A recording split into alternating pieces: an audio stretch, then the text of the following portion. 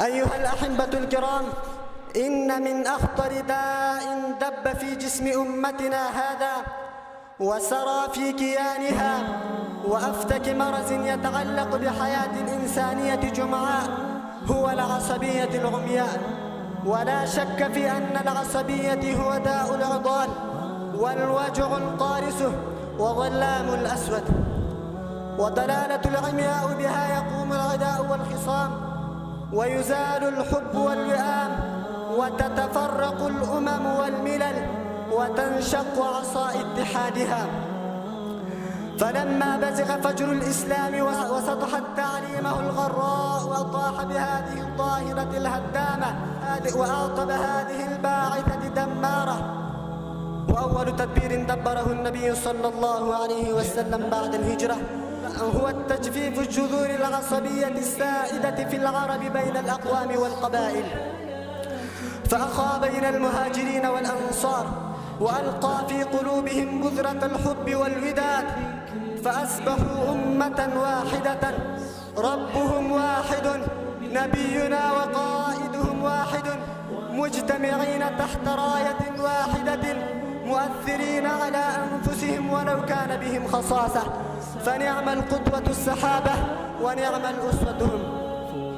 أيها الأحبة، الاتفاق والاتحاد، نحن أمة محمد المصطفى صلى الله عليه وسلم نستقي من منبع واحد ونهتدي بكتاب واحد، ربنا واحد وقبلتنا واحدة، فما لنا إذن هذه العصبية العنصرية، وما لنا إذن هذه العصبية التي ضيقت علينا حياتنا وأزعجت مجتمعاتنا. ألم يكفنا هذه القدر من التفرق والتشتت؟ ألم يكفنا هذه القدر من الضحايا الأبرياء؟ ألم يكفنا هذه القدر من الظلم والاجتهاد الذي ما زال نذوق ألمه؟ مما لا شك فيه ولا امتراء أن أمتنا هذه كادت أن تكون صعلوكة بين الأمم، وأوشكت أن تكون أضحوكة بين الأقوام والنحل، فما من مصيبة مبكية ولا من رزيئة مفجعة إلا وذاقت ألمها وتجرعت كأس مرارتها في هذه الظروف الراهنة. ألم تكن هذه الأمة أمة كانت فيها السيادة والقيادة، وأمة كانت فيها الشجاعة والبسالة؟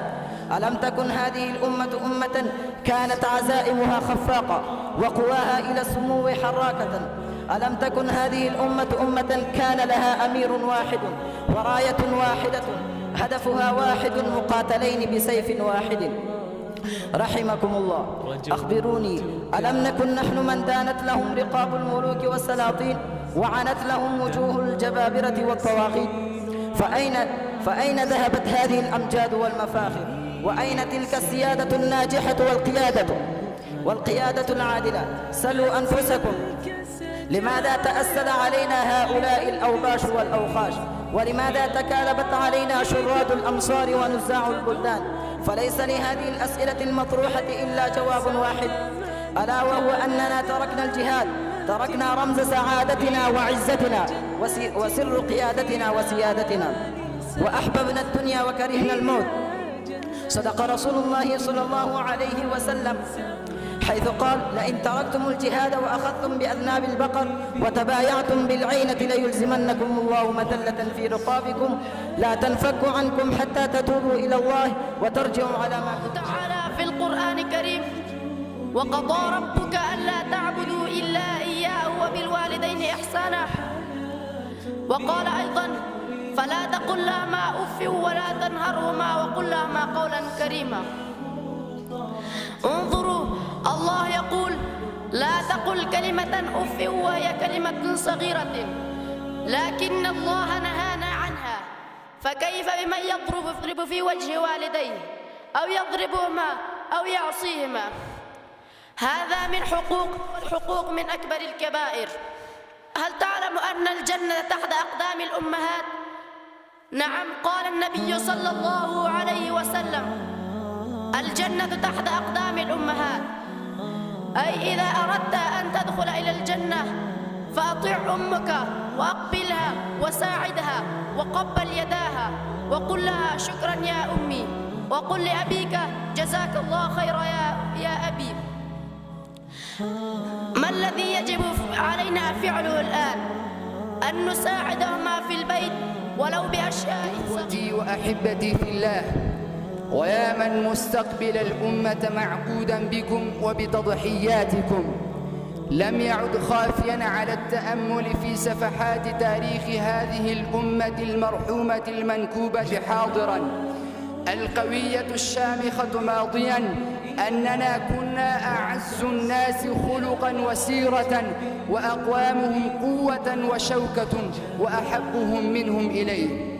وقد كان يأتي سفراء الملوك من أرجاء العالم ونواحي الدنيا، فيعلوهم الذعر والخوف، ويغشاهم الهلع والخشية، لما يرون فيهم من المحبة والاتحاد والإيثار والتضحيات التي والشوق إلى الشهادة كشوقهم إلى الحياة، كما تشهد بذلك أمجادنا التي ملأت التاريخ، والتضحيات التي لم يأت بمثلها أي واحد حتى الآن. أما الآن عندما نفتح كتاب حياة هذه الأمة الجريحة، فنلقي أبوابه ملونة بدماء رجالنا وشبابنا، ومبتلة بدموع ثكالانا وأطفالنا، فلما هذا الضعف والوهن لنا والقوة والشوكة لهم؟ لما هذه الآهات والولايات لنا والأفراح والسرور لهم؟ نعم، هذه كلها لأسباب وبواعث نتعرض بما هو أهم. الأول فقدان الوحدة وانتشار الاختلاف. قال تعالى في القرآن الكريم: وأطيعوا الله ورسوله ولا تنازعوا فتفشلوا وتذهب ريحكم واصبروا إن الله مع الصابرين. واعتصموا بحبل الله جميعا ولا تفرقوا واذكروا نعمة الله عليكم إذ كنتم أعداء فألف بين قلوبكم فأصبحتم بنعمته إخوانا. الثاني التباعد عما عاهدتنا الشريعة إليه. قال تعالى: ولا تهنوا ولا تحزنوا وأنتم الأعلون إن كنتم مؤمنين. الثالث حب الدنيا وكراهية الموت. عن ثوبان رضي الله عنه قال قائل: يا رسول الله، قال رسول الله صلى الله عليه وسلم: يوشك الأمم أن تدعى عليكم كما تدعى الآكلة إلى قصعتها. قال قائل: يا رسول الله، ومن قلة يومئذ؟ قال: لا، بل أنتم كثير ولكنكم غثاء كغثاء السيل. ولينزعن الله من صدور عدوكم المهابة ولتعرفن في قلوبكم الوهن. قال قائل: يا رسول الله، وما الوهن؟ قال: حب الدنيا وكراهية الموت. الرابع الهزيمة النفسية أمام الأعداء. فمن أعظم أسباب انحطاط المسلمين في العصر الأخير فقدهم كل ثقة بأنفسهم، وهو أشد الأمراض الاجتماعية وأخبث الآفات الروحية. الخامس نشوء العصبيات والعنصريات. فإن العصبية هو الداء العضال والوجع القارس والظلم الأسود والضلالة العمياء، بها تستباح الدماء وتزهق الأرواح. سادتي وأعزتي، فالأسباب كثير وبواعث متعددة، ولا علاج لها إلا لعودة ما كان عليه السلف الأمة من التوحيد والقيام بأمر الله والمحبة والاتحاد والتضحية والجهاد والشهادة، وترك العصبية والعنصرية والتمسك بالقرآن والسنة. إن صفوة المعارف الإسلامية وعصارتها أن يعامل المرء مع كل إنسان معاملة المساواة، ويرفع عن التمييز بين الطبقات من الرفعة والضاعة والفقر والغناء وما إلى ذلك، ولا يدخر أسعا في الترويج المساواة ونشرها في أي أسلوب كان، فيحب لأخيه ما يحب لنفسه ويكره له ما يكره لنفسه.